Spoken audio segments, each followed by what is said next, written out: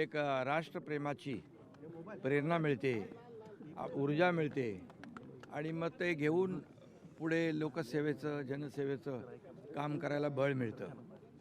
खरं म्हणजे सरसंघचालक डॉक्टर मोहन भागवत साहेब हे कडवट राष्ट्रप्रेमी देशभक्त आणि देशाला दिशा देणारं खऱ्या अर्थाने एक मोठं व्यक्तिमत्व सरसंघचालक म्हणून नेहमी मार्गदर्शन करत असतात आणि त्यामुळे आमच्यासारख्या कार्यकर्त्याला नेहमी प्रेरणा मिळत असते आणि समाजसेवेचं बळही मिळत असतं.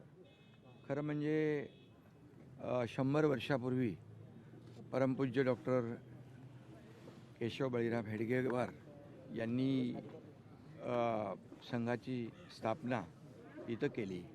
हे देखील मोठी अचीवमेंट आहे. खरं म्हणजे नागपूर ही फक्त उपराजधानी नाही आहे, तर या ठिकाणी राष्ट्रीय स्वयंसेवक संघाची जन्मभूमी देखील आहे आणि म्हणून इथं येणारा प्रत्येक कार्यकर्ता जात भाषा प्रांत याच्या पलीकडे जाऊन राष्ट्रप्रेमाची शिकवण इथून घेऊन जातो आणि देशसेवा करतो.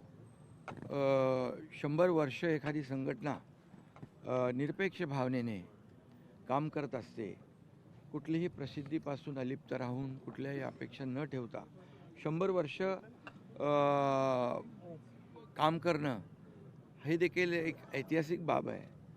आणि आपत्ती संकट असतं जेव्हा आम्ही देखील शिवसेना तिकडे पोहोचते, तिकडे RSSचे कार्यकर्ते देखील आपत्ती आणि संकटामध्ये निरपेक्ष भावनेने काम करत असतात. खरं म्हणजे एक लोकाभिमुख आणि राष्ट्रप्रेम आणि देशप्रेम राष्ट्रीय स्वयंसेवक RSSच्या स्वयंसेवक संघामध्ये आणि सगळ्याच लोकांमध्ये या ठिकाणी पाहायला मिळतं. याचा खूप अभिमान आम्हाला आहे आणि इथं आल्यानंतर खरंच एक सगळ्यांनाच वेगळा अनुभव, या ठिकाणी वेगळी अनुभूती येते आणि मी मगाशी म्हटल्याप्रमाणे राष्ट्रप्रेम आणि देशभक्ती इथून त्याला बळ मिळतं, प्रेरणा मिळते. खऱ्या अर्थाने हे खरं म्हणजे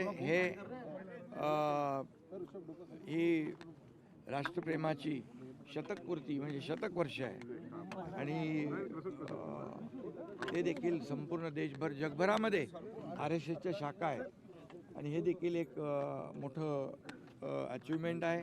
आणि तसं बघायला गेलं तर शिवसेना आणि संघ अशी विचारसरणी जी आहे ही आमची मिळतीजुळती एकच आहे. कारण सुरुवातीच्या काळात आमच्यातले अनेक लोक संघाच्या शाखेतून शिवसेनेच्या शाखेत गेलेले आहेत.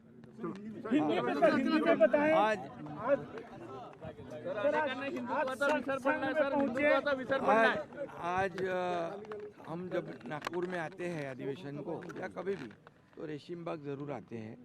यहाँ पर आने के बाद एक राष्ट्र प्रेम की, राष्ट्रभक्ति की अनुभूति होती है, प्रेरणा मिलती है और उसके बलबूते पर समाज सेवा.